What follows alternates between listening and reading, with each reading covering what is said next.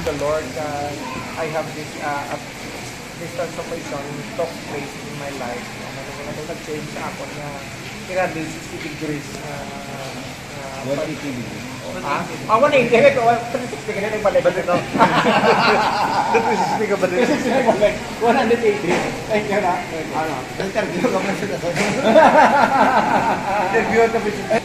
Ang good work sa una, though of course kami sa feeling na may good work na ginagawa. Pero sa knowledge na may ara Holy Spirit, si mga heart, mas makita mo pala yung mga good works na mas pure, mas may impact na kan you're doing it for the glory of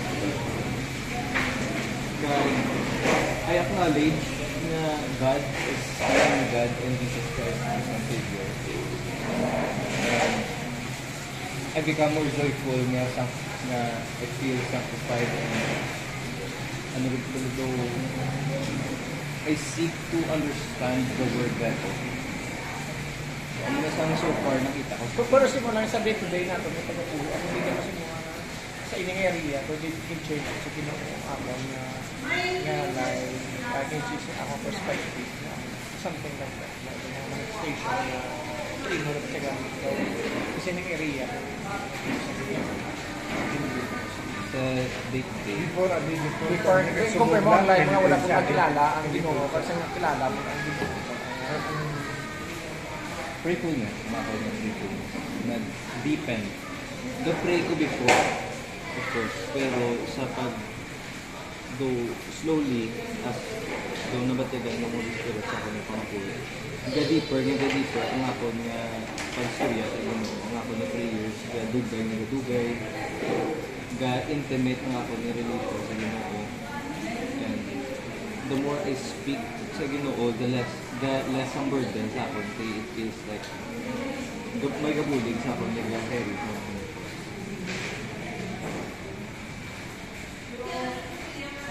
Which is, wala mo siya ba yung pulos na observan ka na may character change yan. Ito na yung amo ni, karoon daw hindi amo ito. Ano nga ito? Ako nga obedience. In terms nga sa una, I see nga ang discipline though conflicting sa isang freedom ko. Pero ang obedience dili is to discipline me, to remind me kung di na nga sa tanga ko ni freedom.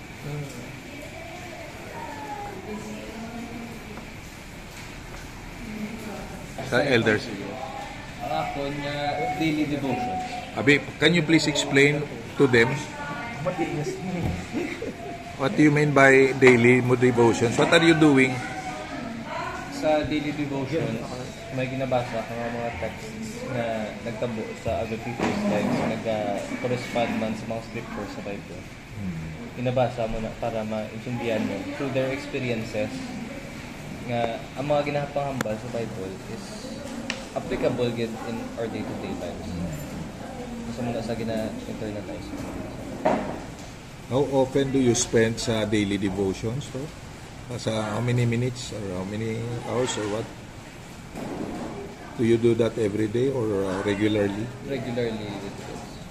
Bali, after ko na magbasa, meditate dito na in order to understand and make my own conclusion dala sa nga ko niya o na pag-intindi sa daily devotion. Gina-write ko paano na sa mag-reflect sa nga ko niya pangabuhi or how it may reflect to others na share ko man sa others na amo ni sa ang problem sa nga to ni pangabuhi and we need to realize this and we need to do something about it. Do you read the Bible text references sa devotion? Ano ginagamit mo? Ang ako niya, ang Bible, kung aging mana ko kay Great grandfather. Ang damol. Oo. Kung makasila nga nagigiyad ko lang nga luwas ka nagigiyad ko. Yes, Master. Siguro, karagin sa kabuwi, mo yung iyak ka nagigiyad sa Ginoo. Paano mo na saan na silang Diyon? Ang joy sa Holy Spirit. May, as in, na-experience mo ang fruit of the Holy Spirit. Pero kung kamukutong ka, paano ka naluwas? Ano yung mga... Paano ka naluwas? Yung saan ka naluwas? Hindi sila naluwas. Paano ka naluwas? How were you saved by the Lord? Antes ko na bata. Before I was conceived, I was already saved. What did Jesus Christ do? Explain. Antes ka na bata, naluwas na ka? Anong ginimo? Yeah. Why are you saying that nga antis ka na luwas? Antis ka na tao, naluwas na ka? Anong proseso sang Ginoo para sa kaluwasan mo? What did He do? Before the creation of time, ngayara si God naging tawag ng mga chosen or mga elect. Okay. Ang sa amo ni sa concept, miyara na sa duwa, mercy and justice.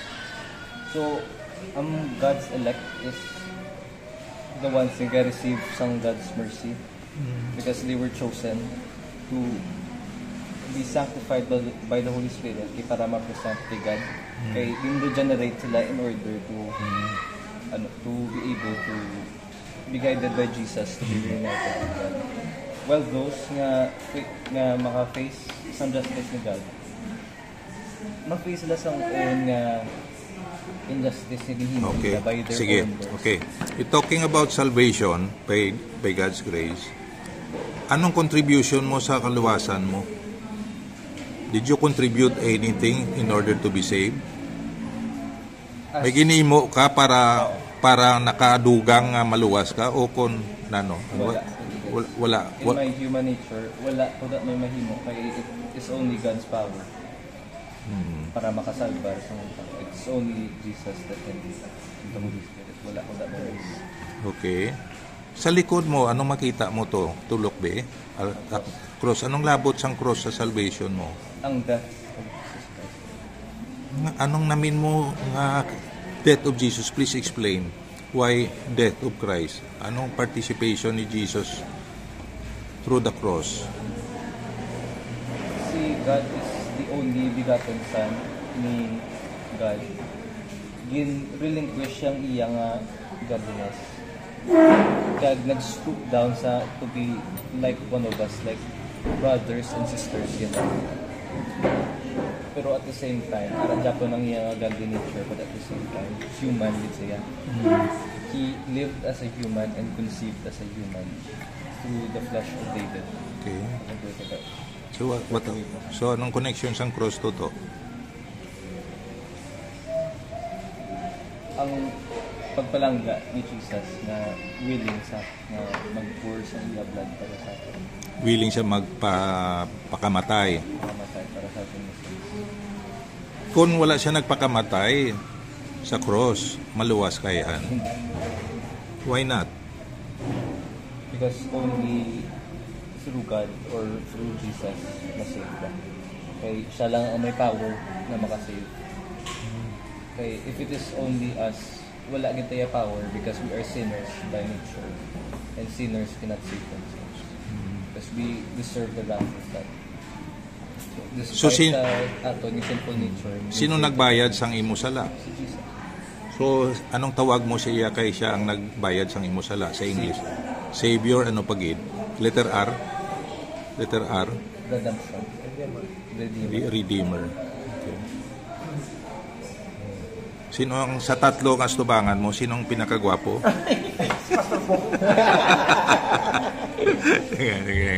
Icebreaker lang na. Of course, after sang mga posiso na Thorough investigation. of course, tas yung interview, itang the Lord sa iyo, grasya sa aton. It is our joy to inform you ang ating welcome dito sa SCRC. Yeah. The host of angels are there. Ang challenge to all of us. Praise be to God. Hallelujah. Don't forget, ask questions sa amon. Kumbaga, hindi mag-hesitate, ask questions. Pag may mga opportunity nga ma-join ka sa mga group nga mag-study. And of course, study in your own man. Pero kung may mga questions, ilista. Pag-abot sa church, or sa bangkot kay Lolo, Elder Art, Elder Jerry, sa ako man. Kahit dra nila nag-grow. Kag, kumbaga, depensa din ako yata ng kabuhi sa pagservisyo siya to this church. Okay? Your response to lipot lang kay Pastor? Kasama kay For the past 2 months, Pastor, thank you again sa imong education. Not only sa dire sa church, but sa personal nga pag-meet kag imong pagtudlo gid sa akon. Para ma-educate ko not only for the sake of the Belgian confession, but para gid sa akon nga spiritual life, Pastor. Thank you gid sa pag-oversee nga makamit ko ang akon nga kailangan.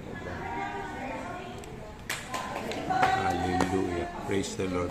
Salamat ka sa ito. Okay na, take na to ah. Prayer. Sino?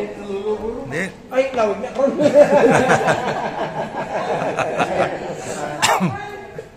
Lord, salamat sa inyo Tiyon. Sa di nga naka-istorya ka niya. Open my heart to know the truth. Kag magpadalong pagit, kag mabalang pag malaman ang pagpunan. Sa imo kaluoy, sa imo lumar, kag sa imo katak. Ikaw nagdahom sa kanang nga bagay. Ikaw lamang dapat handlo ka. Ikaw dapat miniman luhod siya magduhong, magdukos ka. So thank you, Gino. Kami naman naman si Jan. Officially, we part of the church and we ask for your blessings sa aming activities. Next Sunday, nga si BN siya i-baptize. Thank you, Lord, for the officers that you have given them willing hearts. Willing and open hearts. Kasi yung mga value. Hindi tayo pangamoy lang sa amin. Bless you, Jesus. Amen. Thank you, Lord God. Thank you very much.